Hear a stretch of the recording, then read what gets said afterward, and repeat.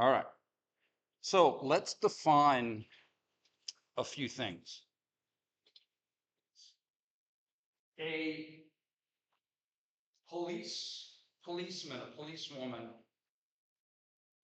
is that's their job, but they may not always be working, doing their job. Exactly. And so muscles always pull. They always have an amount of physiological work. However, they may not always be working. Explain what that means. You're sitting here listening to me babble. Every single one of your muscles has some type of metabolism. They're all pulling. In fact, if you snip, I don't recommend it happening, but if someone like ruptures a tendon, that muscle doesn't stay there. It falls up like a shade in a, right? The muscle's going somewhere because it's always pulling. However, you can maintain that effort all day. It's like sitting down watching TV till 1 o'clock in the morning, if that's how you roll. Your muscles are working, but they're at rest. It's a baseline level of work. See what I'm saying? It's a baseline. It's the blood pressure example that I told you the other day. Where like atmospheric pressure is a baseline, and your pressure is on top of that baseline.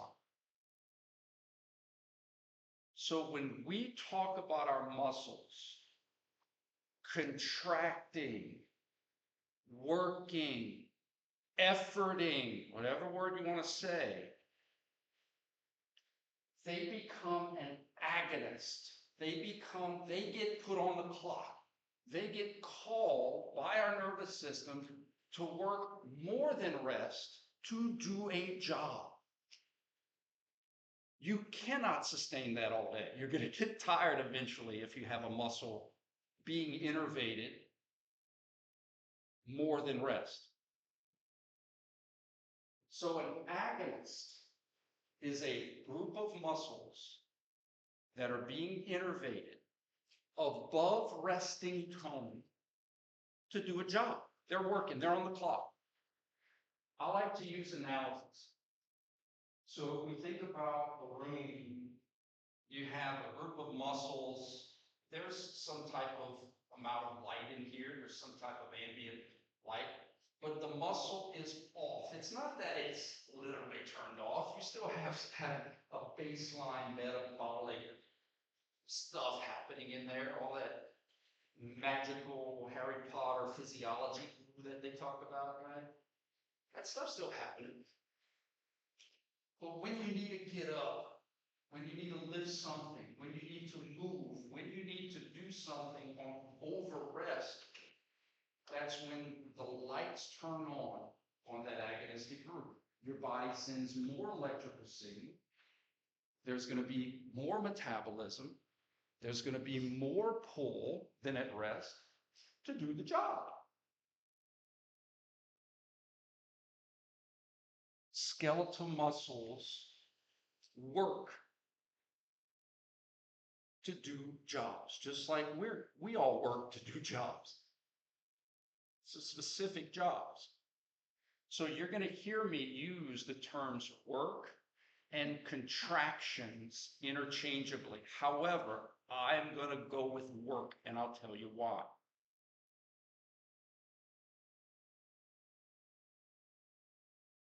The word contraction.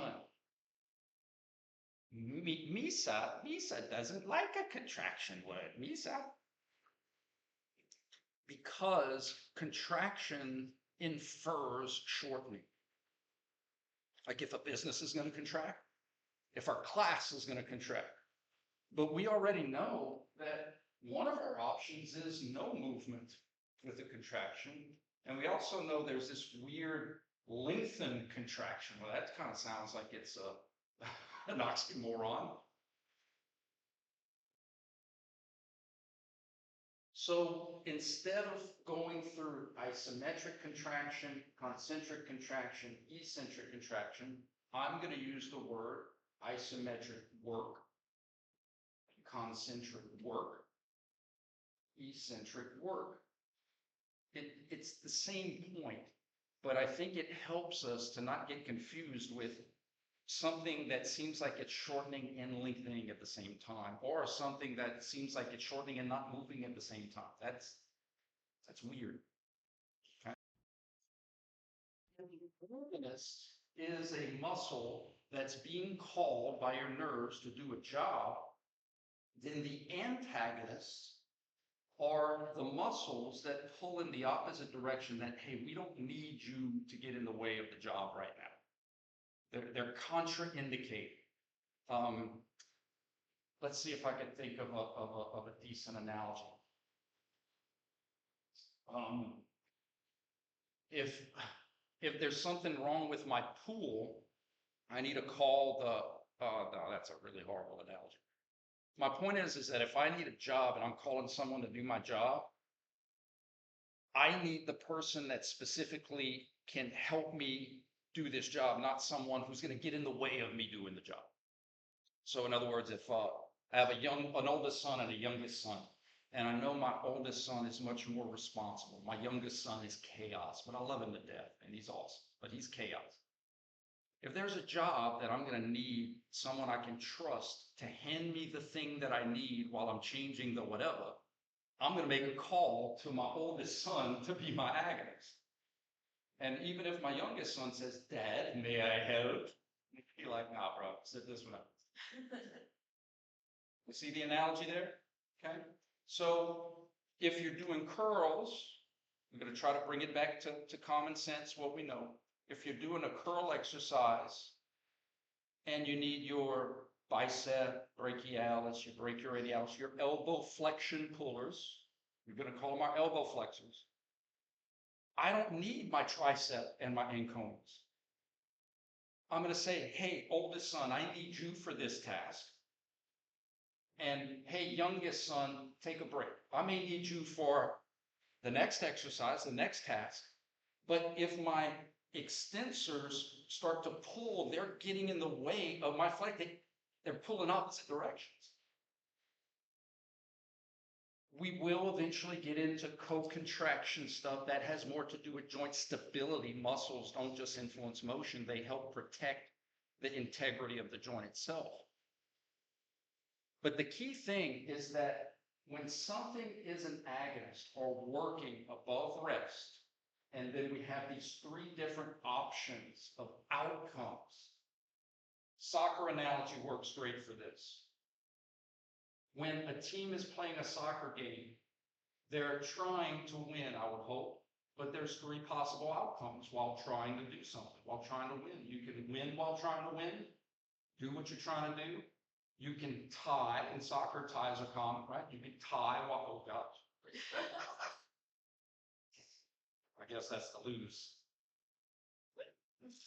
Or you can lose while still trying to win. Does that make sense? It's outcomes. So the muscles are just trying to pull, and when you're trying to pull, you're trying to shorten. That's what the muscles try to do. And it doesn't mean they're trying max effort, but they're trying to shorten. So I'm going to teach you how you can have no change for the agonist while it's trying to shorten. Like a tie, you're choosing to tie. You can shorten while trying to shorten. That's kind of like the ultimate victory of a muscle. That's doing what you're trying to do. Actually shortening while you're trying to shorten. And I'm going to get into how these kind of words got their names. And then the last one, eccentric, losing while trying to shorten, being lengthened while still trying to shorten. If I had a rubber band, that rubber band can't lengthen itself. I get zapped with electricity. The rubber band's just like, something has to lengthen it, but yet it's still trying to shorten. Okay? Isometric, concentric, eccentric. Apple, banana, strawberry, sledgehammer. And which one of these just doesn't belong? In this case, two of them don't belong. Think about how beautiful isometric sounds. Just so perfect. Iso, same metric length. The muscle is on above resting tone, doing a job. It's an agonist. It's maintaining a certain position. But I did this with Mr. Woods. Don't let me push you in. Don't let me push you down. Don't let me push you. Those muscles were working above rest to maintain a position. Isometric, same length while working above rest. Oh, chef's kiss. And then all of a sudden we get that, whatever these two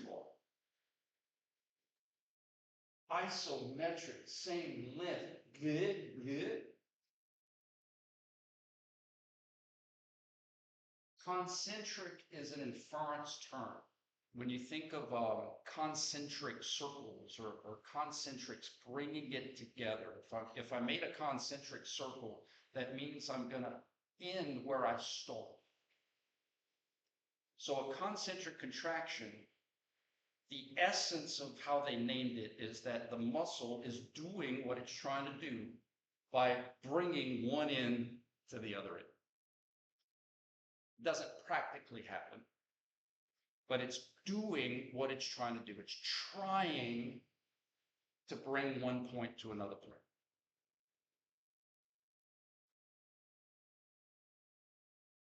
This is the weird one. And in fact, the weirdness is in its name.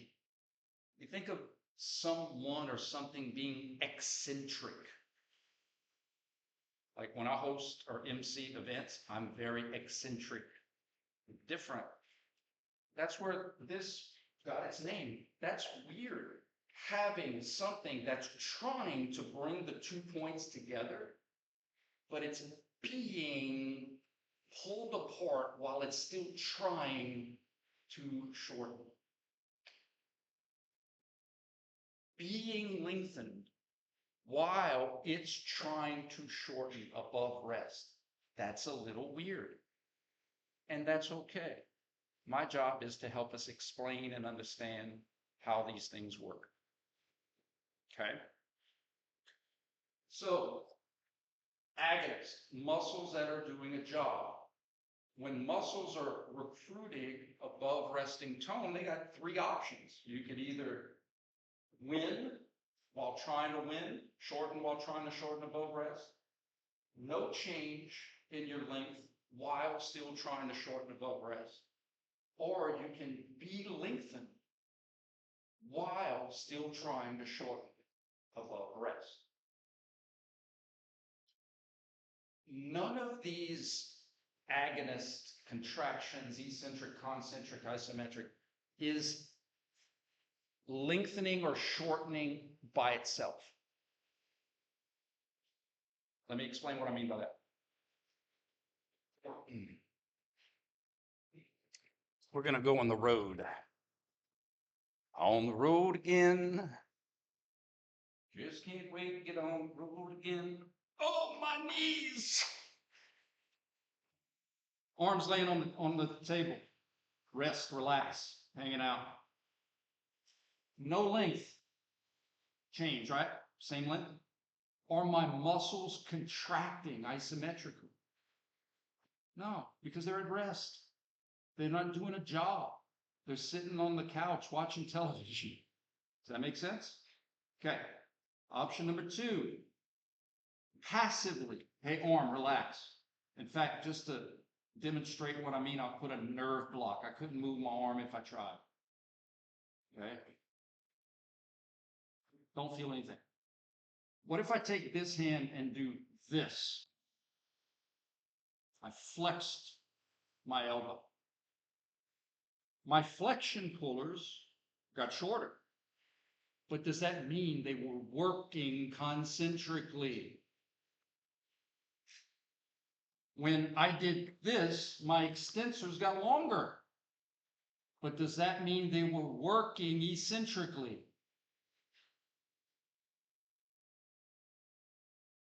Because it's not just about shortening or lengthening. It's about shortening or lengthening while you're doing a job, while you're working above rest. That's what contraction is. That's why it's tricky. That's why from last class, we don't say things like my lats are concentrically contracting when I lower my arms down. They're not doing a job. I don't need them to do a job. Gravity's trying to do this. I don't need those muscles to yank. Or that's like saying, if I'm doing curls and I lower it down, I'm not working tricep right there. But yet the tricep would be shortening. Yeah, but it's not working. Think of it like this. If you were doing a curl, and I try to keep it basic with the curls, if you were doing a curl,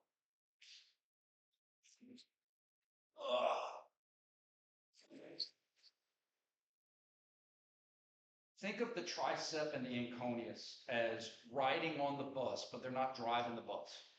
So what I mean by that is when I flex, my elbow extensors get longer. And when I extend, my elbow extensors get shorter. But they're not working. They're not the agonists. They're not being worked in this exercise. They're just going along for the ride. My elbow flexors, my bicep, my brachialis, my brachioradialis, they are the ones doing the job. They are the agonists. They are being recruited above resting tone. So when they shorten while they're working, that's concentric. When there's no length while they're working, that's isometric. And when they are being lengthened while they're working, that is eccentric. So my point is, we have to not just look at length, because every time you have motion, something's going to get shorter, something's going to get longer.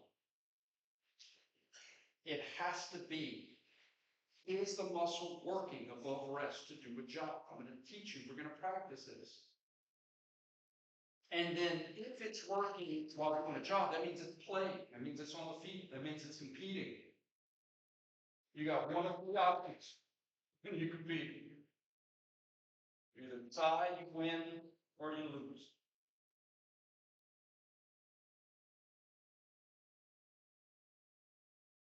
How do we identify the agonist? That is step one of Campbell's process to making sense of all this.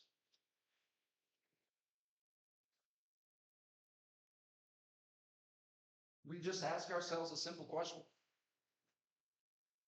We will know which group of muscles we need because we understand why we need them.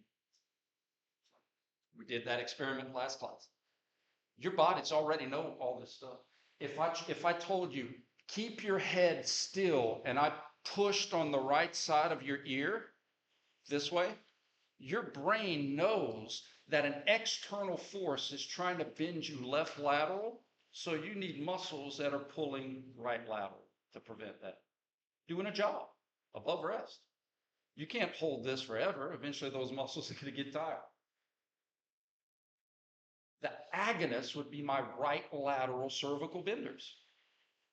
Who are those muscles? Who cares right now? It's not about that. We'll get to that in biomechanics. You understand who you need because you understand why you need them. External force is trying to bend me to the left. I need muscles that are trying to bend me to the right. External force is trying to extend my shoulder. I need muscles that are trying to flex my shoulder. I would need flexors as an agonist. I can't hold this position all day. My flexion pullers would be my agonist. My extension pullers would be my antagonist. I need my extension pullers to say, hey, take a break right now, because the muscles that pull in this direction are doing a job.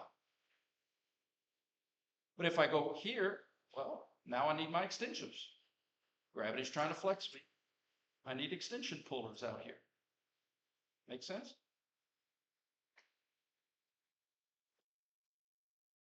So we ask ourselves a simple question of kinesiology clue. What is or the external forces trying to do to our joints? What type of joint motion? That's why we spend so much time on joint motion, everybody. What type of joint motion are the external forces trying to cause? Wow.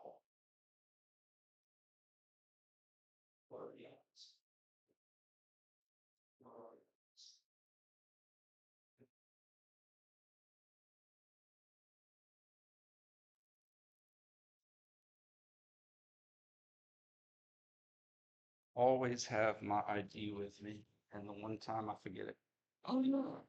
There you are. I'm prepared. It's not even Easter, we're already high. All right, guys, check this out. Who do we need? Because we understand why we need them. So now let's look at exercises a little differently. At the shoulder,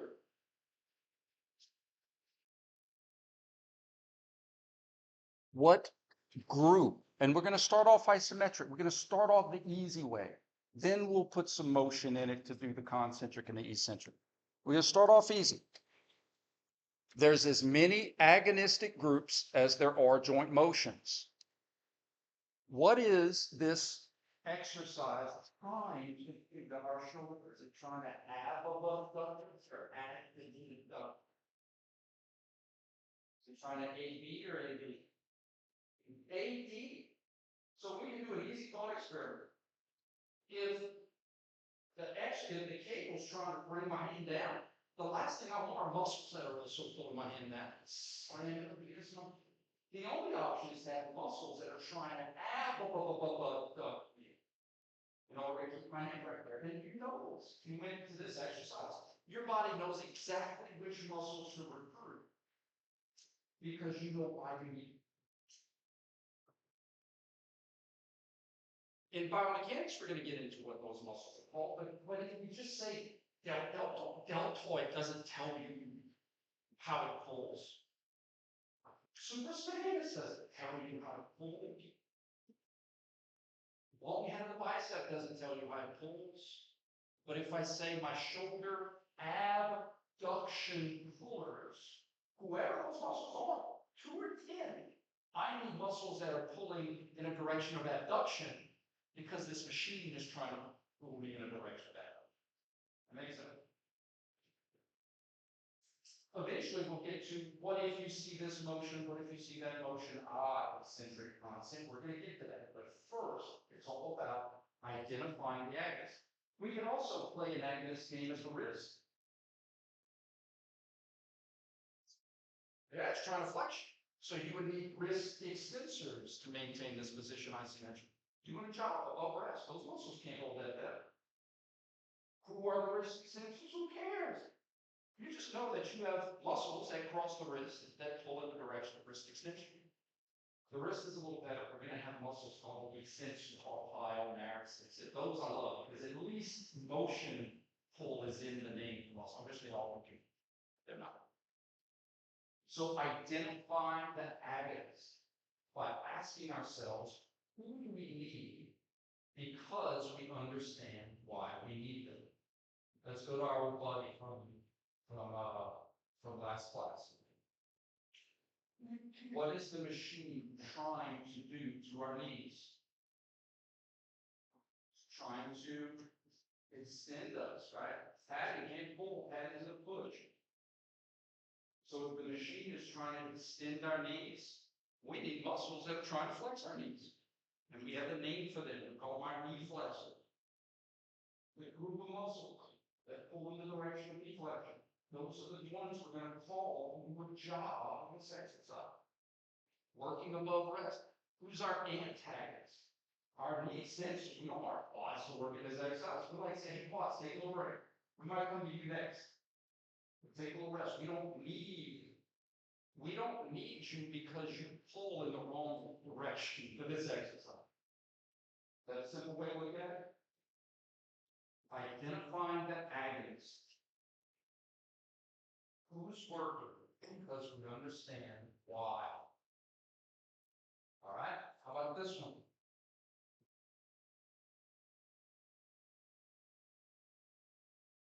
The dumbbell is trying, think of it like it's your top. The dumbbell is trying to bend your trunk. And when I say your trunk, person we're analyzing, you can become that person. Is the dumbbell trying to bend his trunk to the left or to the right? His left. Outstanding. So You don't need muscles that are doing that. If the dumbbell's trying to bend you to the left, you need muscles that are trying to bend you to the right of the trunk. You need right lateral trunk bends. Who are those muscles? Who care? I'll tell you too.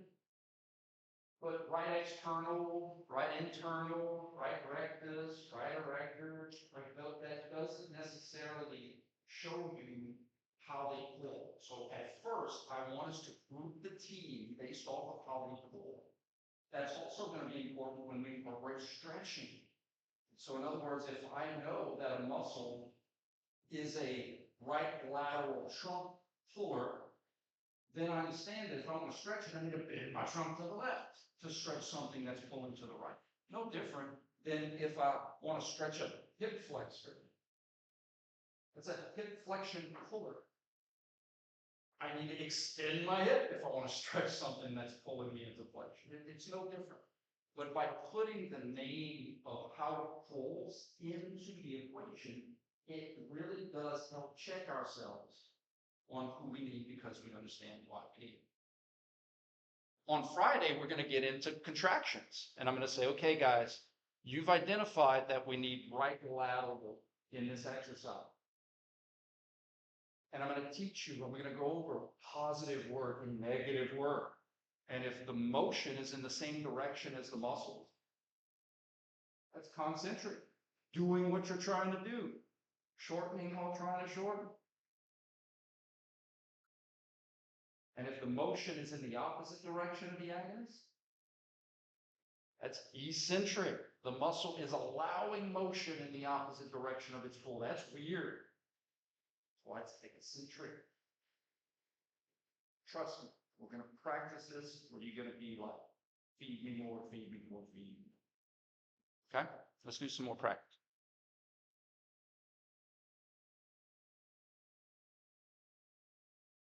What about,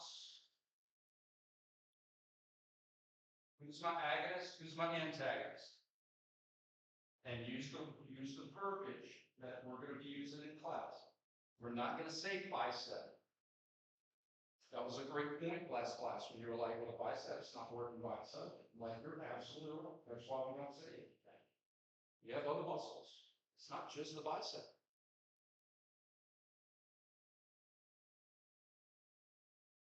We always ask ourselves, my students, what is the external force? What is the exercise trying to do? It's always a great way to start.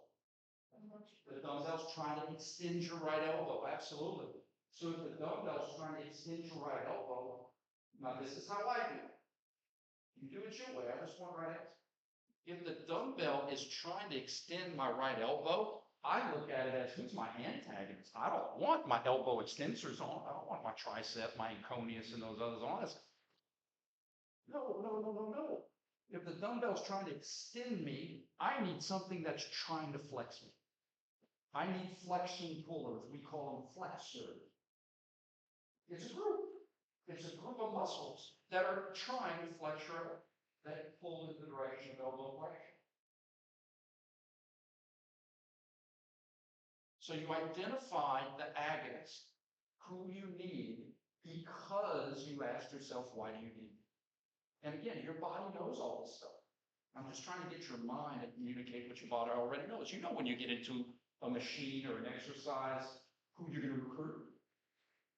All I'm trying to get us to do is be able to verbally, hey, I need these specific groups of muscles because I can see why I need them. That's all. Eventually, we'll get into, I'll tell you what we're going to get into. Remember the first lecture I said, guys, we cannot associate specific muscles with specific motions without the context of contraction. We can't say, oh, extension must be triceps. Right? So eventually I'm going to teach you, the same external force is trying to extend you through the whole exercise. So I'm going to need the same agonist throughout the whole exercise. So the variations in the motion, flexion and extensions, is not going to be because of different muscles. It's going to be the same muscle doing the contraction. That's the math. Same external force, same agonist. Variations in the motion is going to be through variations in the contractions. All right, let's try another. Today is International Identified Agonist Day. That sounded so made up.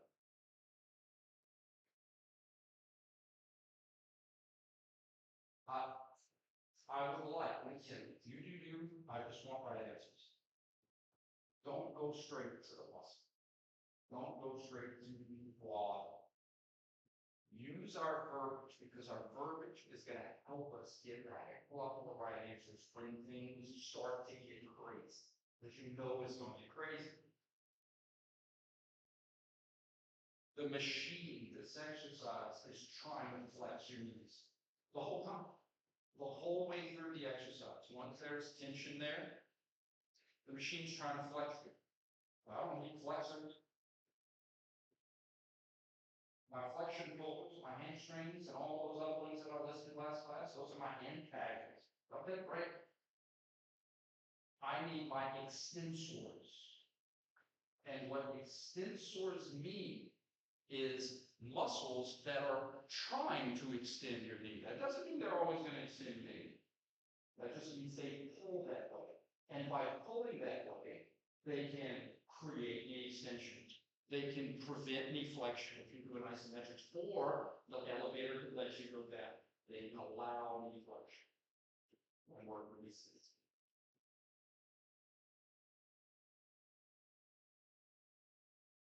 What is the exercise? What is the machine trying to do?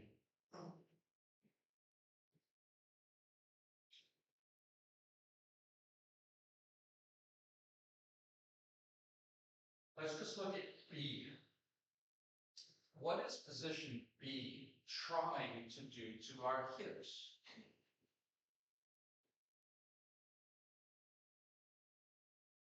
We can do a thought experiment. The thought experiment is if we turned off all the lights, like there's different rooms at Bruce Wallace. So like every room might represent like a different agonistic group. If I turned off all the lights at the hips, what would happen to the hips? Correct. And what motion would that be when they go down? Flexion. That's how you answer the question. What is that dumbbell and ground pushing up and the dumbbell pulling down? The external forces in this case, ground and gravity as I call it. We can do a thought experiment to see what it's trying to do to us. Imagine turning off all the muscle. What would happen? Turtles would flex. Right? So that immediately tells me I don't need hip flexion pull. I need extension pull. That's what I need. Right, maybe I'm overqualified. Does that make sense? Isometrically pulled in this position like a bridge. But we're going to get into the eccentrics and concentrics. Guys, one of the things that it's not that I don't like, I don't care, but I point out in fitness, because like I said, a lot of times people that don't have degrees are practicing this stuff, and it's not to say they should or shouldn't, but it introduces inconsistent verbiage. So you'll hear things like when someone's doing an exercise, they'll talk about the movement singular. You know, they'll be doing some kind of row, they'll be doing something, and they talk about it as a movement singular. But if you're doing repetitions of an exercise, I hate to tell you, but there's movements, plural.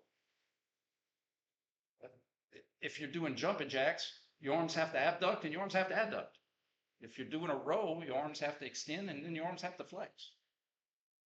If you're doing the little hip bridge, your hips are going to flex and your hips are going to extend.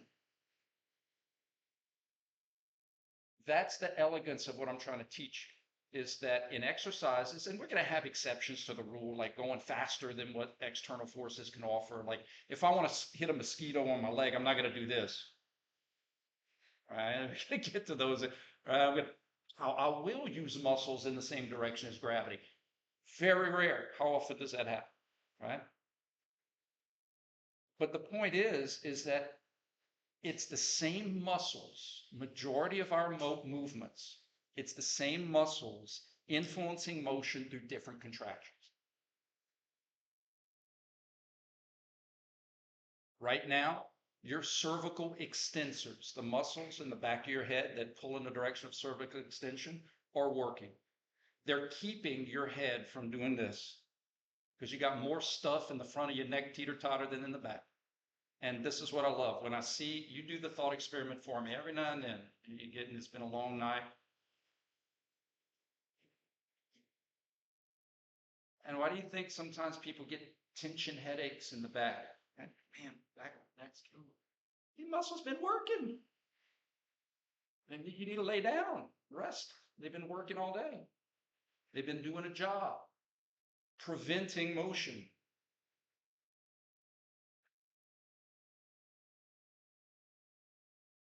Let's do a few more. Let's see.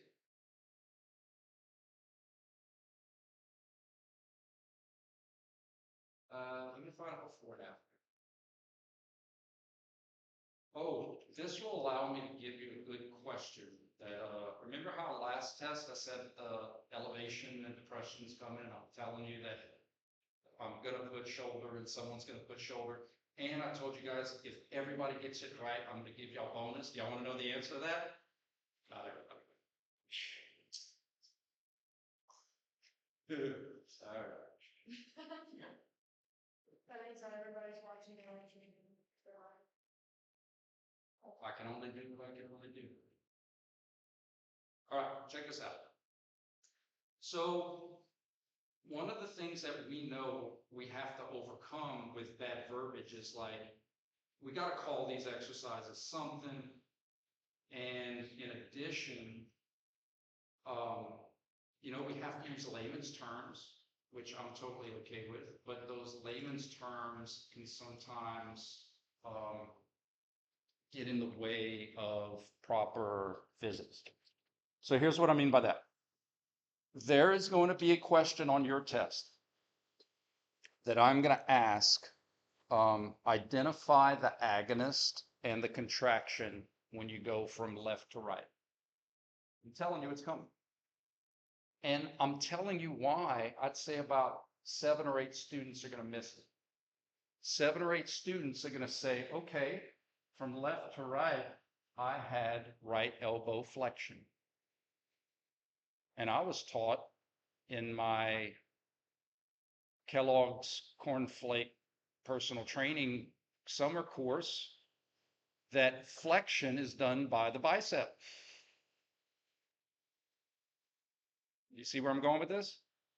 They're going to say flexion, bicep. And I'm like, wow, you just smashed that dumbbell in the back of your neck because the bicep needs to be an antagonist here. You already have something that's trying to flex you. You don't need muscles that are also trying to flex you. You need extension pullers in this exercise because the dumbbell's trying to flex you. And the flexion occurred because the extensors were working eccentrically.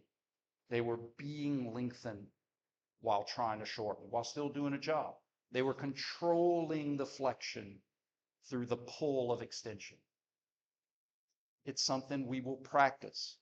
That's why they call it eccentric. It's weird, it's different. But just like anything else, the more we do it, the easier it's going to be. But I'm telling you, somebody's going to miss this because they're going to say, flexion, bicep does flexion.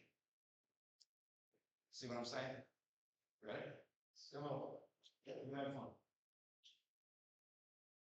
Okay, hold on.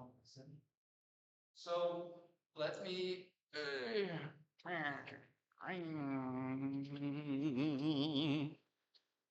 All right, guys, here's the analogy for setting up the contraction.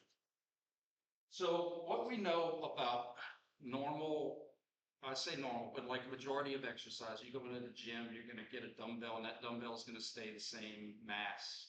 Yeah, you could vary its moment. We'll get into that 415. Or you go into a machine, and you take the pin and you put it on a fixed mass.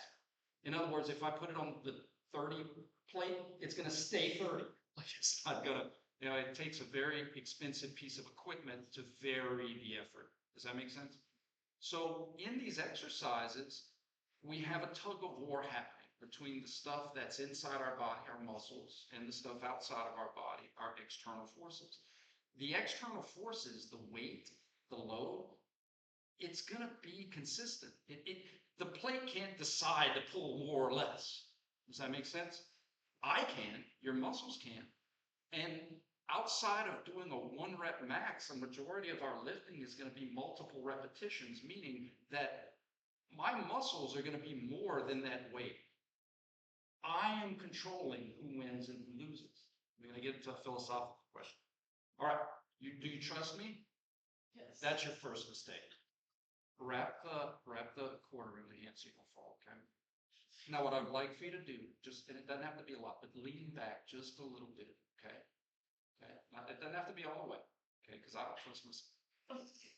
But we have an external load that's fixed. Like in other words, if we had a tensiometer or something, we can measure and say, that's 30 pounds of pull, 40 pounds of pull, 20 pounds, okay?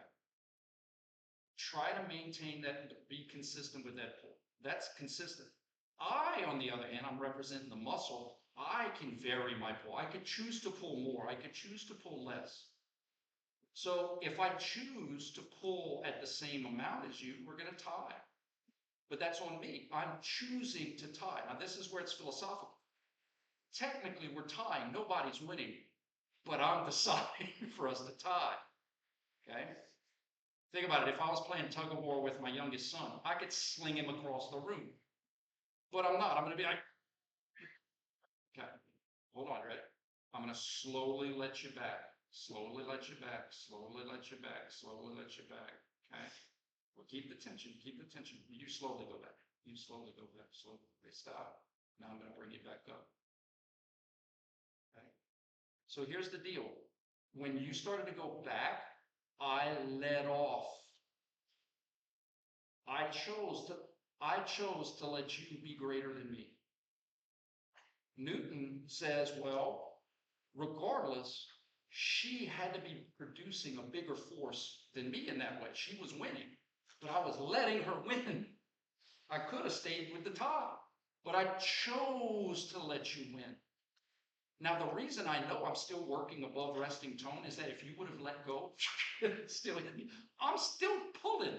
I'm still trying to shorten. I'm still doing my job. But I am letting you win while still trying to shorten. That's eccentric. The muscle is still trying to shorten, but you're going to let the weight be greater. You're going to let the weight go while still being in control of that movement. The muscle isn't pushing it away, in other words. The muscle is controlling, letting it go down at the speed that your muscles are choosing to let it go. Does that make sense? Good stuff. All right. And again, this is just an introduction to the eccentric and the concentric. We're going to go into more detail. I'm finally going to pull up the PowerPoint and we'll go through it and we will practice the ever-living heck out of it so that we understand that muscles, agonists, influence, motion, thing in the materials I gave you, it's body joint motion. I had to come up with something for me. Is directly proportional to muscles influence motion through contractions. We're going to figure out A. We're going to solve A. Who do we need because we see why we do it? 2 months we've been practicing observing B. And once we have these 2 factors, this is given to us. It's solved for us. If you give me any 2 variables, I can solve for the third. Does that make sense? All right, you guys have a good one.